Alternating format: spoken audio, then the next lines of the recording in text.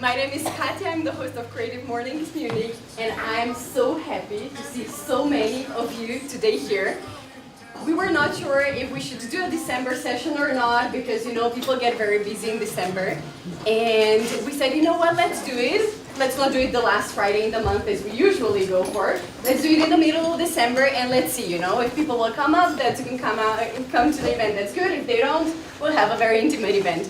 And so many of you turned out, and I'm super happy because we are about to have a really exciting and amazing session. So before I go into the introduction of the speaker, I would like to just ask by a show of hands, who has attended a Creative Mornings event in the past? Okay, quite some of you. For how many is it the first time?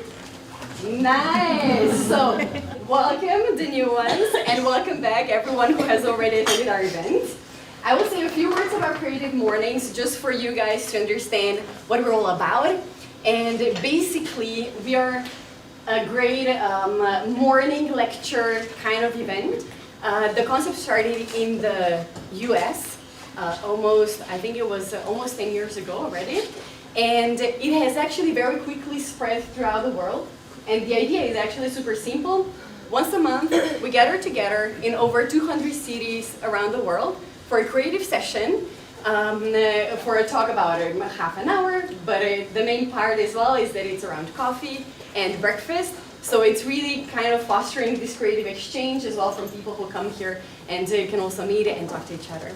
We are now present in over 60 countries, and I always give this tip as an advice to people who like to travel, or even if you're not from Munich and you are in some other cities around the world, always check out if there is a Creative Mornings event happening around, because very often it can be a very great moment for you to meet new people, like-minded people, or even just to get inspired when you're either traveling or wherever, if you want to attend any kind of event in your local communities outside Munich.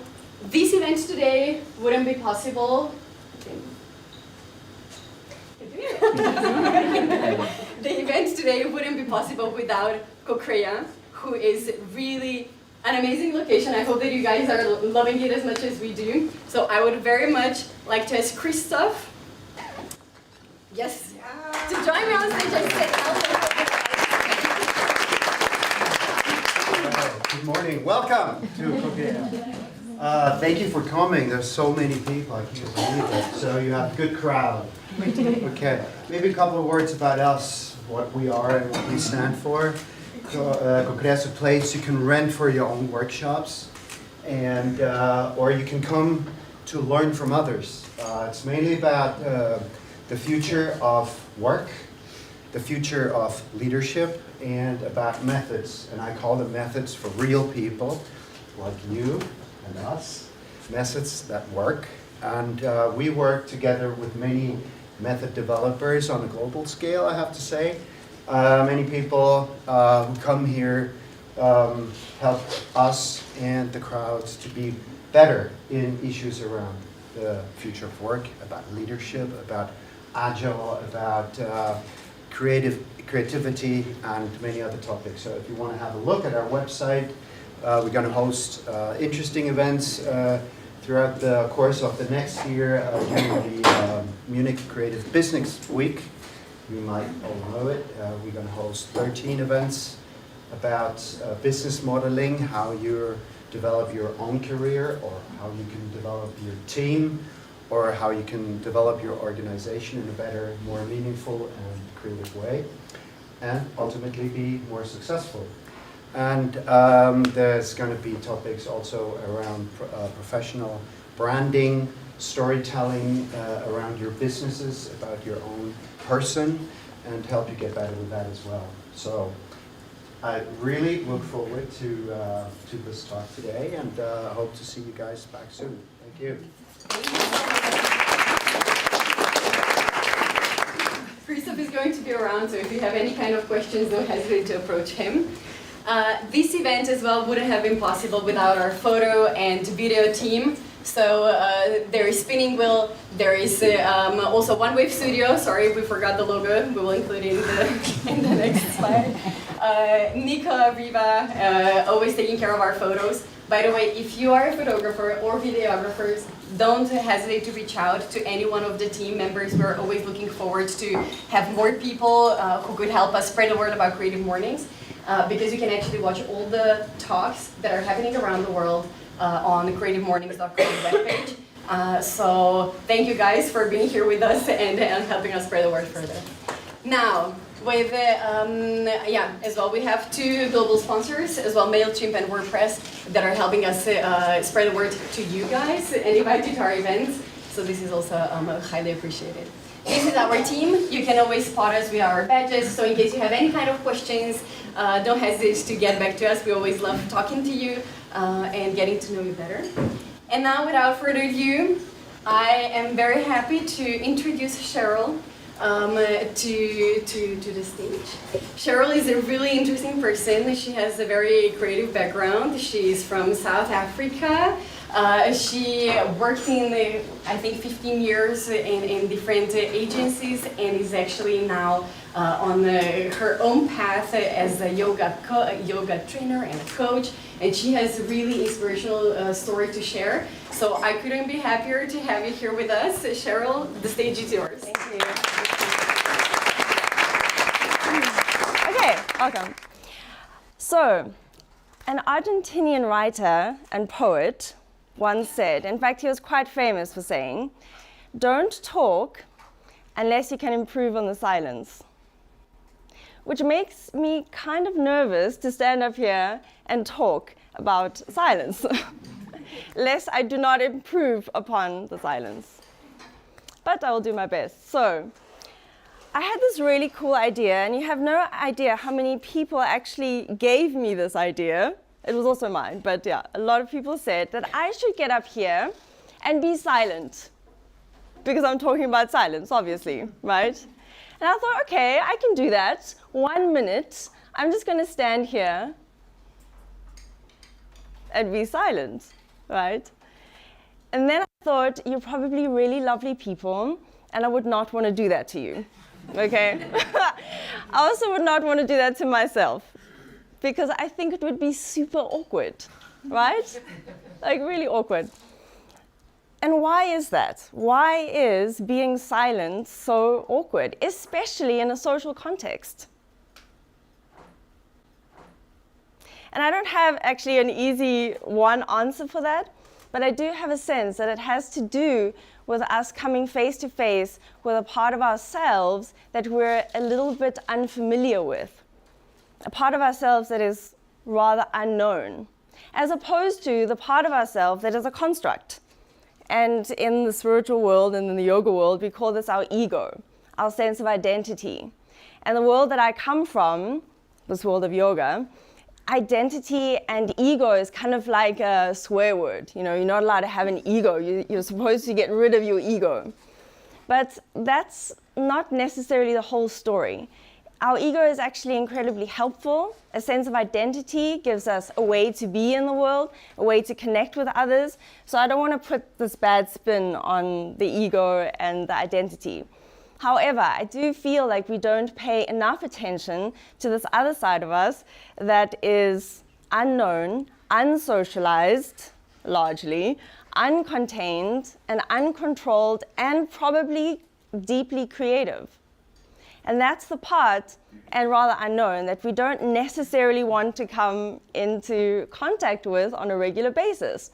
And that's why we so easily distract ourselves, right? We live in an age of distraction. I think we can all agree with that. It's really easy to just, of course, pick up the phone if we're in an awkward moments of silence. And you may have done that if I stood up here and was silent for 1 minute, like, oh my goodness. I'm sure there's something else going on, right? Okay. So, who meditates here?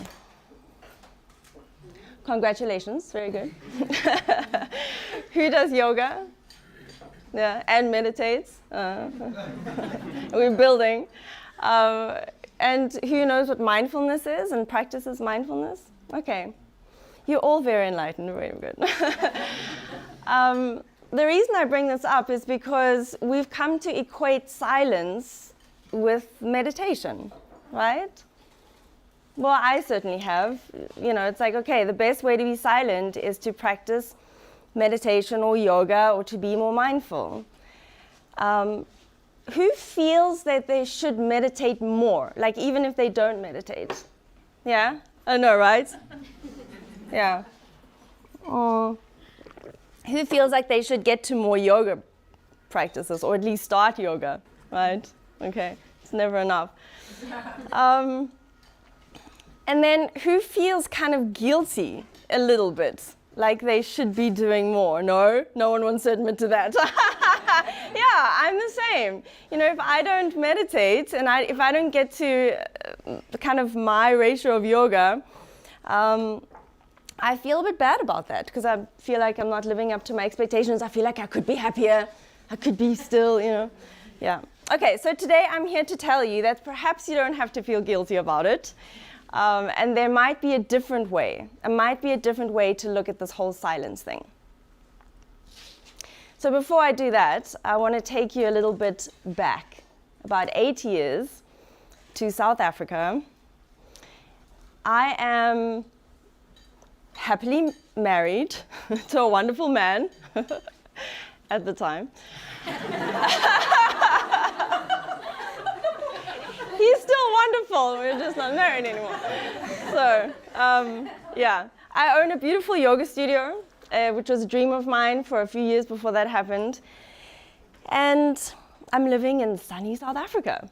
And I'm doing all the wonderful things that I am obsessed about. So I'm studying Tibetan Buddhism, I am doing yoga, I'm studying Eastern philosophy, Western philosophy, traveling to India, to Bali, leading retreats all over the world, really. And kind of all in an effort to pursue this state of transcendence, which has always been my passion and still is my obsession. And yet, I was still kind of stuck. I still felt like there was some part of myself that I couldn't access. I felt like there was a deeper thing that I had to realize, even though I was doing all of this stuff. And I'm like really studying a lot, like I was completely immersed in it. And so it was then that I decided to go on Vipassana. Has anyone heard of Vipassana? Yeah? Okay. Have you been? Who's been? Ah, great. I'm sorry for you. That was, I'm sure it was tough. Okay, yeah. Yeah, right.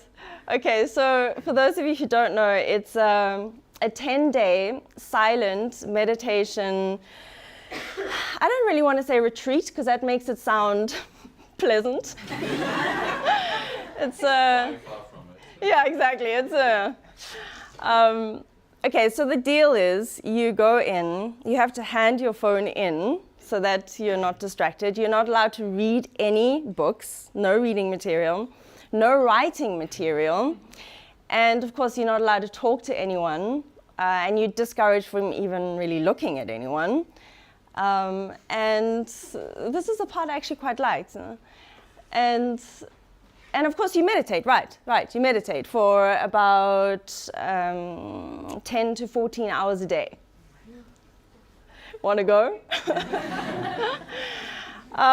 So that is what I did. And I'd like to ask you, what do you think the hardest part of that would have been? Or you can just answer it for yourself. Like, what would be hard for you? Would it be the sitting? Because you have to sit, you know, like for a long time. You get breaks in between. You have breakfast and lunch, no dinner. That was rather challenging for me. Because, you know, lunch becomes an event. So yeah, does anyone want to tell me what the hardest part would be for them? Yeah? Listening to everything going on in my head. Yes, absolutely. It's loud. You can't ignore it. Yes. Yeah. Being afraid of what you would miss out, like what's happening out there. Yes, FOMO, fear of missing out. Absolutely. Yes, I definitely experienced that. Yeah, I was thinking about all the fun my friends were having. I was like, why am I here? For me, really, the most difficult part, and a lot of people actually, I'll tell you, struggled with a physical challenge, actually. You don't realize that sitting down for that amount of time, if you're not used to it, can be extremely painful. And the only reason I know that is because I heard some of the people around me, you were allowed to talk once, and that was to ask the teacher a question. And so we naturally got to hear other people's questions. And a lot I noticed was about the physical discomfort. And because I'd done a lot of yoga, this was not really my problem. My biggest challenge was the sheer boredom. It's really not that sexy to say, but I was really just bored out of my mind. And and eventually you kind of have to go through this process. And so what I'd like to say is that after 10 days of Vipassana, I just learned how to be bored. I learned how to be good at being bored, which doesn't sound that profound. But anyway, my life did change dramatically after that. Within the year, I was no longer married to the wonderful man, and I'd sold my yoga studio and moved to Germany. I'm not saying that those 10 days were the reason for that. I think that would be too much. It was kind of an accumulation of everything that I'd done that led me to making those decisions. But I definitely accessed that thing that I had a sense was there. Definitely accessed that, yeah. Okay, so because I can be somewhat extreme, because I consider this an extreme thing, I came back from that with now another practice to put on top of my 90 minutes of yoga day, 30 minutes of intense breathing practices, mantra studies, and now I had a nice meditation practice because they encourage, after you've been there for 10 days, is to meditate for 1 hour in the morning and 1 hour in the evening. And so I started doing that as well.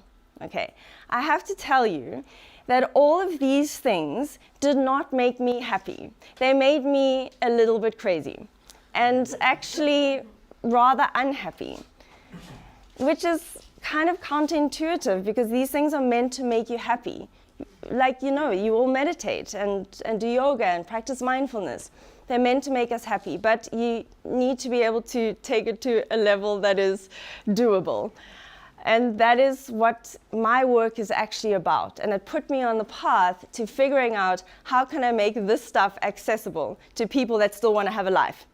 Yeah, like have jobs and have relationships. And then I started realizing, okay, what can I take from this Vipassana experience? What can I take from the silence experience and make it more accessible for me and for the people that I'm teaching and coaching? Because, I mean, I was telling people you should meditate, you should do, and then it was a little bit unrelatable. So what I took was the silence I equated with boredom. And then I thought, how can I teach myself, remind myself to be bored, and is there value in that? Is there actual value in boredom? So for me, silence is giving myself permission to be bored, okay? We often say, I'm staying in tonight and I'm going to do nothing. Who says that? Like, oh, I did nothing last night. Yeah, right? Yeah, except that you were on Netflix, or whatever, Instagram, or working, But the kind of boredom that I'm talking about is the conscious practice of doing nothing. Nothing. Guilt-free nothing. Not meditating nothing. Not mindfulness nothing. Not yoga nidra, that means lying down on the floor. It's another kind of yoga practice. Nothing. Just nothing. And there are so many opportunities to do nothing in a day. And that's not just because I'm not employed. It's these little moments in between, where you can just lie down for 15 minutes and stare at the ceiling and not feel like you're being unproductive. Okay, so what is the value? there wasn't just value for myself. I did a little bit of research and found out that there's studies that have been done about this kind of thing. Thank goodness, there's always the science to fall back on. I'm not going to give you the exact science. Sorry, Raphael. He's an engineer. He likes, the science behind everything. And I found out that there are 2 benefits that I can absolutely attest to of being silently bored and allowing the mind to just do what it needs to do. The first is that it allows us to think more deeply and to be more creative. And I was like, yeah, okay, so what? Like, do we really need to think more deeply? Does the world need more creativity? Really? And then I realized, yes, absolutely. But the reason I realized that is maybe not so conventional, and that's because I equate deep thinking and deep creativity with connection with others. Because if we are only allowing ourselves to think on a shallow level, meaning we copy what others say, we don't think about things very deeply or a lot. We kind of take on a lot of opinions. We share. Oh, there's a cute quote on Instagram. Share. That's it. It's not really perhaps a thought that you would challenge. It just sounded nice at the time. So and we're so busy. Who's got time to think deeply about things these days? It's like we just kind of can say at this shallow level of thinking. What then happens is that we have only the capacity to connect with someone else's thoughts on a shallow level. And then we're connecting on this shallow thinking level, but deeply wanting to be seen on a deeper level. That's what we all want. We all want to be seen at our deepest part of ourselves. And if we can't go there ourselves, of course we're not going to be able to connect with someone else on that level. And it's exactly the same with creativity. It takes a lot of courage to create something and to put it out in the world. And that's also, we do that because we want to be seen at this deeper creative level. And so our relationships can be improved, and our sense of connection can be improved. And I think this is one of the things that we really, really are in urgent need to create awareness around or give attention to, is our ability to genuinely connect with each other and not on social media and shallow connection. And it's kind of what we're doing here, I hope. So there's a guy, his name is, it's kind of like a strange, so I always get it wrong, Pico Iyer. Okay, he wrote The Art of Stillness. Has anyone read it? It's a really, really short book on purpose, and he says that. So he was a guy who reached the 1 million mile mark on air travel. Like, there's a thing, I don't know about it, but apparently he can reach like 1 million miles and then it's like a thing. He obviously traveled a lot, yeah. And then he wrote a book that starts by saying everything you want and everything you need is right in your backyard. Which is, from a guy who's done that amount of travel. You listen, you're like, oh really? You went everywhere and you think the best idea is to just stay at home. He now lives in a small village outside of Japan and reduced his life completely, and it's really, really simple. And his whole book, and I thought it was going to be about meditation, the art of stillness. And it was really about doing nothing. Nothing. And he said, even I don't want to write more in this book because I don't want you to read this book more. I want you to put the book down and do nothing. Yeah, it's really cool. And in that book, he also says that we need, and this really struck me, we need at least 25 minutes to recover from one telephone conversation. Yeah, like mentally, energetically, like, process what just happened. I mean, think about your day. You know, going from one conversation to the next meeting, to the thing, and then of course all the distraction in between with the phone. We don't get time to be bored, ever. Not anymore. It's too easy to not do that. And I'm not a mother, but I do unfortunately have to spend time with some children sometimes. I like some of them. But they're not allowed to be bored. They're so overscheduled. Their schedule is more hardcore than mine. You know, they're going from like music to soccer to this training to this homework, and it's a Saturday. You know, they're so busy, and they kind of get really irritated and annoyed if they're not entertained all the time. All the time. I'm really sorry for parents. It's unbelievable, like the amount of entertaining that they have to do, and I think it's because we don't know how to be. The adults don't know how to be bored. So of course the children don't know how to be bored. You know, we're like, oh my goodness, I have like 3 seconds. What do I do? Phone. Like it's our best idea, and of course they're not going to learn if they don't see mom just sitting there like, what are you doing? Nothing. Why don't you give it a try? So I think there's this culture of busyness. And I know especially now with Christmas, and everyone says that, right? I'm so busy, I'm so busy, I'm so busy. What if we were really revolutionary, especially at this time, and someone said, what are you doing? Nothing. And I mean it. I'm not busy. So cool. It's kind of cool, right? Okay. So because I like to, as I said before, get really practical about these things, and I've moved away now from a very, very hardcore, disciplined, I'm not disciplined. It looks like I am, but I'm not. I practice yoga every day. Yes, I do mindfulness practices. That's what I mean when I say I look disciplined to a lot of people. They call me disciplined. And I'm really not. It's just that they've become these habits in my life, but I've made them accessible so that everyone can do them, no matter how busy you are. And this whole idea of doing nothing and being bored is really easy to integrate into your life. So here are some ideas.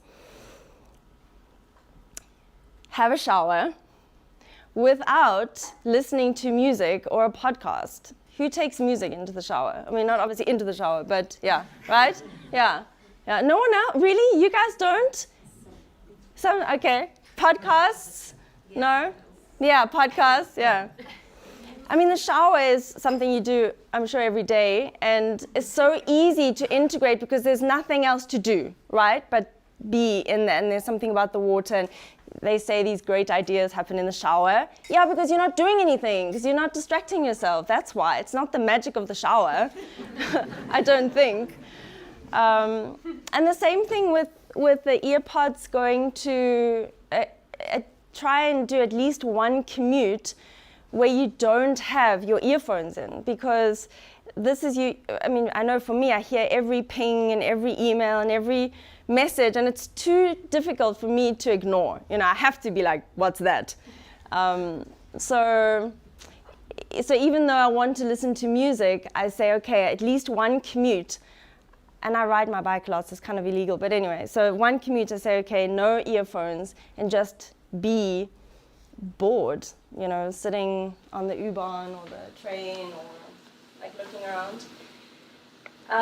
Another easy thing to integrate, you go to a restaurant with a friend, they go to the bathroom, usually once during your dinner, and then what do? I mean, we feel so awkward sitting there, just being. The other day I was in a cafe, and I decided to do more of what I preach. And I was waiting for a friend, I was early, and I was sitting, and of course the temptation, I always have my iPad with me as well, so the temptation just to work, and I thought, no, just be here, just sit in the awkwardness of it. And I looked outside and I could see onto the street because it was a glass window. And there was a man sitting outside. It was really cold. It was kind of a day like today, really cold. And he was wearing a coat and a hat. And he had his cappuccino. And he was writing a letter. Like nowadays, like what? He was writing a letter and he looked so enraptured. His face was, he was smiling. His cappuccino was getting cold for sure. He didn't drink it. And he was so absorbed in the moment. And I was so absorbed in the moment because I was looking at him and it looked like something from a movie. His hat, the coat, writing a letter, you know, like framed by this thing. And it was such a beautiful moment for me. And a moment I would absolutely have not seen or borne witness to if I did what I usually do, which was give in to being awkwardly, silently bored, and then just, you know, be on the phone or something. And there are these golden, beautiful moments all around us, but we're kind of resistant to this boring thing. Because it doesn't just come like that. Sometimes it's hard. Sometimes you're just like, oh, where's the great insight? Because that also happens. What I noticed when I do this is sometimes it's not a great insight or a deep creative expression that came out of it. Sometimes it's just like, oh shit, I forgot to do that, you know, which is actually really important. And I wouldn't have really remembered if I hadn't given myself the space. Yeah. So other cool ways, it's the waiting. I think if you can just tap into, if we can all just tap into, lean into actually, should I say, into the waiting. Waiting to get on a plane, waiting to get off a plane, waiting for a train, waiting for your friend to come back from the bathroom. These little moments in between, they're so dangerous and yet hold so much potential for us. And to sort of move into the state of being rather than doing or being distracted all the time. So I'd like to challenge you all to a 5-day challenge. We decided it was 5 days, yeah. A 5-day challenge of integrating this sense of silence and sense of boredom and seeing what comes up. I know some of you, we posted something on Instagram earlier in the week or last week, what silence meant to you, and there was a lot of you that said being in nature, like walking in the forest and or mountains, or which I think of course is amazing, and there's something very special about being in nature that gives us that sense and that energy. But I even want to say that's even doing something, you know, because you're still sort of feeding off this bigger thing. So I'd really love to hear from you for the next 5 days. If you're going to post it on Facebook, or, you know, how did you get bored? You know, and how did you find ways to integrate this? And was there value? Maybe it isn't. Maybe it's like, no, forget it. I'm back on Instagram, you know. Poor Instagram. They're always the, you know, like the people we blame. Yeah. So yeah, I'd really like to welcome you into the challenge. I'm so curious to hear from others as well, so that I don't feel so alone, like I'm the only crazy person in the world. So yeah, I hope that you'll join me on that challenge. Thank you so much.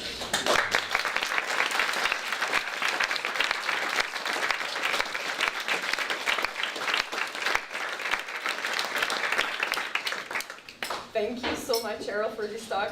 I hope that you guys saw as much value as I did. I think especially in this December moment when we are actually like expected as well to run around, like be busy and like make the most of every second, you know, to be on time, to make sure that we have all the presents, to finish all the things before all the, you know, holidays come in.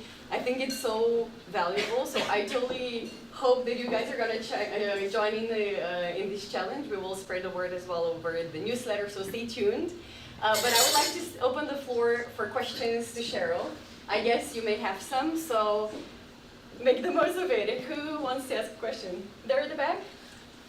It's more, I'm going to share more than ask a Yes, question. please. My name is Isabella, I'm from São Paulo, and I suffer from anxiety. And my way of connecting with myself when I'm really bored, because when I'm bored I feel freaking anxious. Yeah. And then the cell phone kind of makes me feel even more. So I try to avoid it. And as a millennial, like I'm 23, people are really like, why are you not posting on Instagram? Why are you so, you know?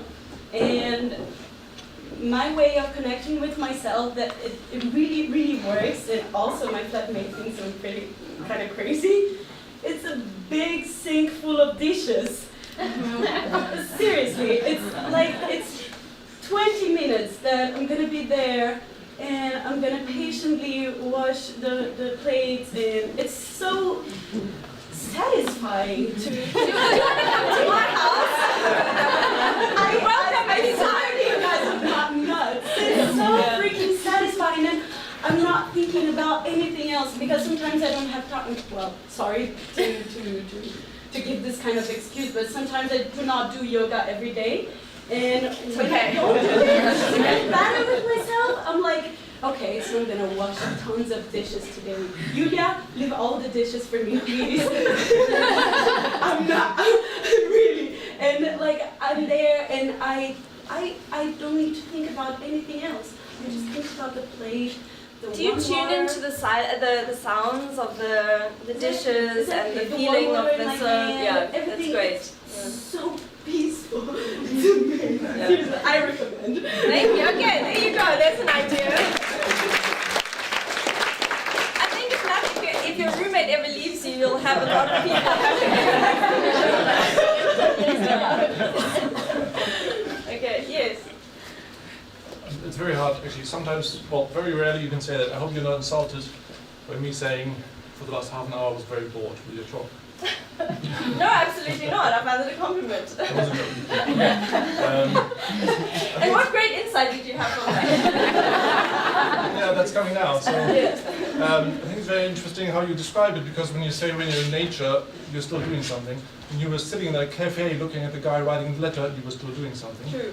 So it's about the engagement with that moment, whatever you have. And I think the challenge is, how do you disengage yourself? Mm-hmm. And that's also where you're coming from. Like, you know, the silence of the meditation is, how do you disengage? When you meditate, you are still engaging with yourself. Absolutely. Yes. And that's why I also like the example just now. When you do the dishes, you might disengage with everything because you're switching off your head. You don't only do something with your hands. Yes. I don't do meditation, I don't do yoga, I don't do any of this. But I was trained in boredom as well, because my first job as an apprentice when I was 16 years old or 17 years old was with the German government.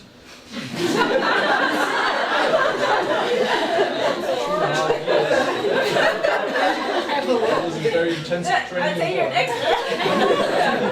Because that's what you did. You were just coming to the office and they said, like, nothing to do, just sit there. And you had to stay for 8 hours. And I wonder how many people in their offices have the same thing, that they have times in the day when they sit there and disengage by doing something. Yes. Because they're not thinking, they're not looking, they're just like, I don't know, even browsing can be extremely boring. Yes.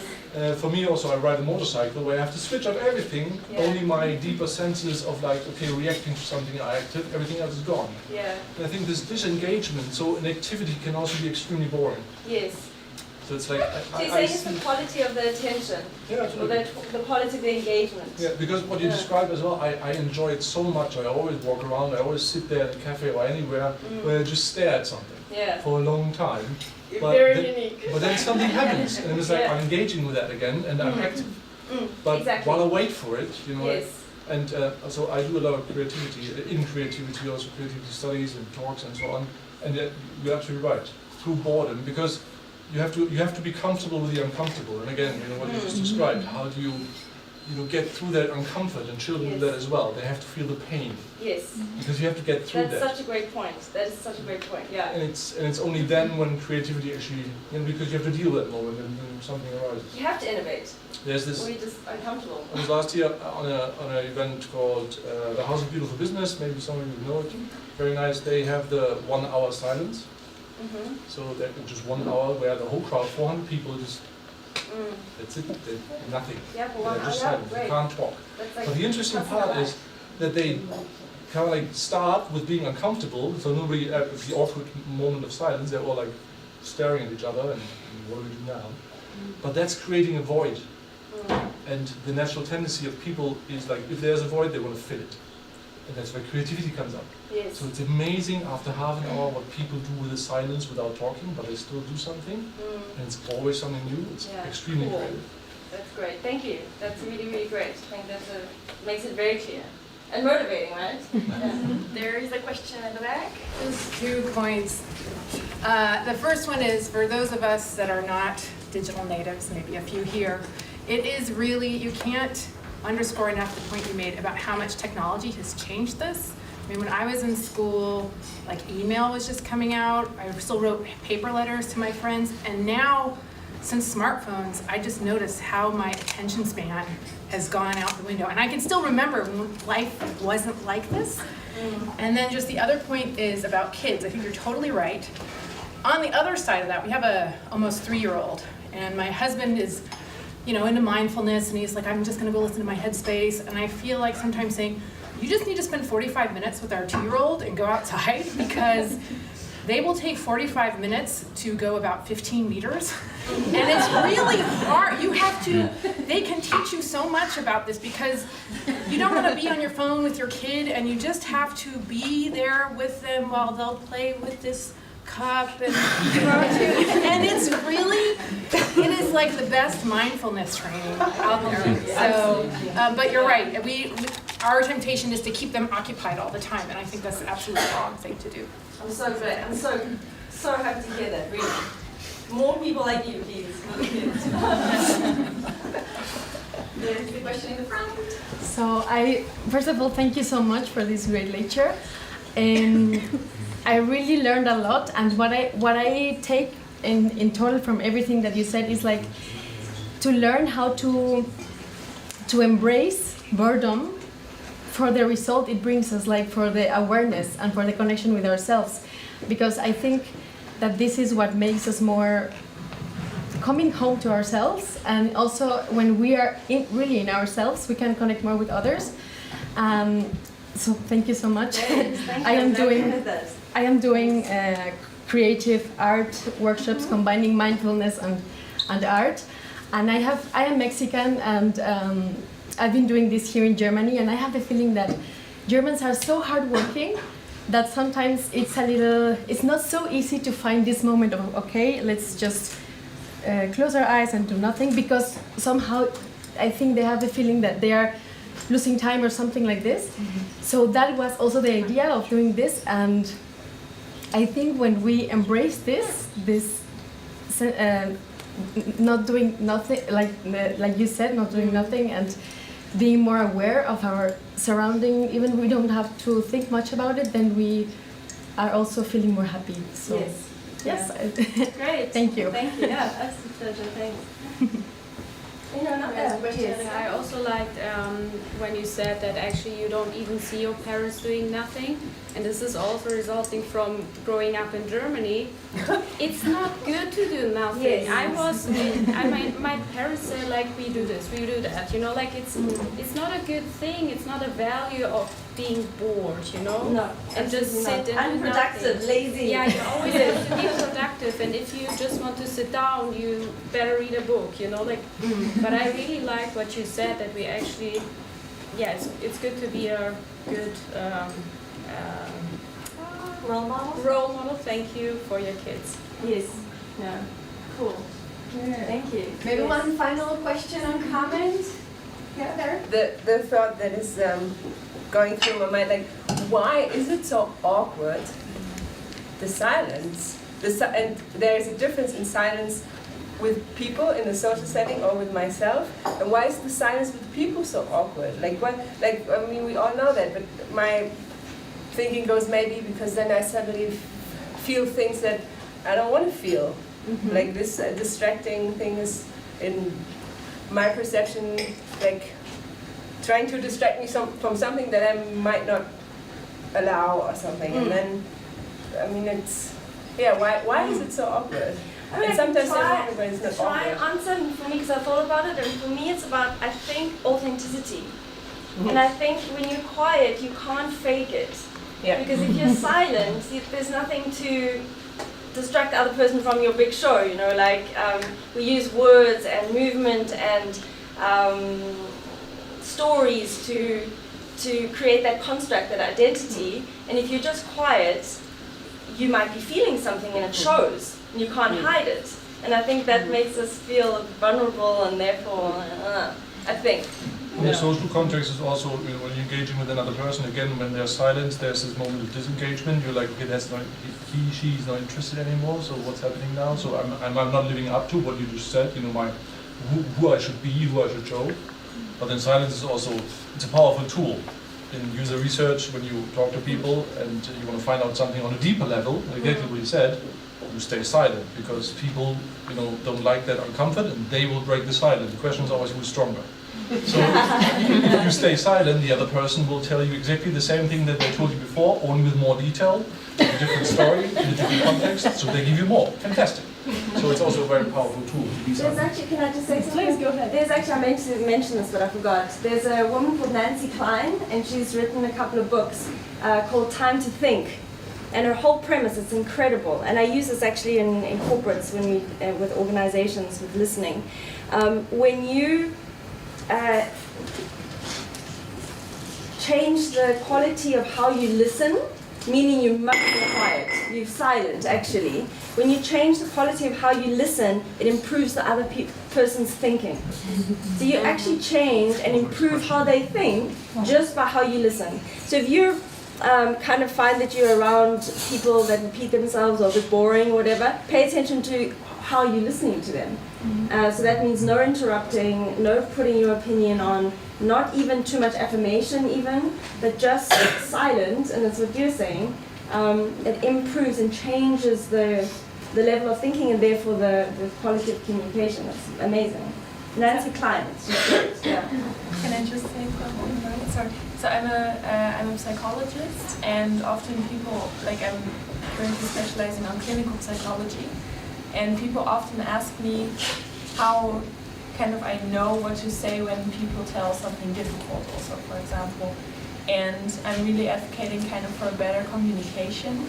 And I think listening to people is so important, because oftentimes when people say something and we want to say something really smart or good or inspiring, we think about our answer while they're talking.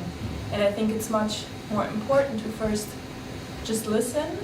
Then sometimes I also say like, yeah, I'm just going to take a few seconds to think about that, and then I answer. So I think that listening part is so important for good communication, because we mostly don't think about what people say, but what we're going to answer to that, and yeah, we miss a lot of information. Do you want to say more? Yeah, thank you. Yeah, I totally agree. And that's what she also makes a big point of talking about. Good. So I'm super happy to see this was I think one of the most interactive discussions that we had. It was not just questions for you, which shows that this did speak to a lot of us here in the room. So thank you, Cherryl, so much. Thank you so much. Thank you guys for coming. Our next event is going to take place in January, the last Friday in January. So stay tuned. If you're not subscribed to our newsletter, do subscribe so that you get a newsletter as soon as the new date is out. I would like to recall you that today we did for the first time a book swap. So basically we invited everyone to bring books that they feel they would like to pass on to someone else. There is a desk there in the middle. So if you brought a book, you're of course more than invited to take another book home. We will be doing this more often, because this time it was really the first time, and a lot of people missed it in the newsletter, and when they came here and they saw it, they were really excited about this. So we are thinking of repeating this. So stay tuned about this as well.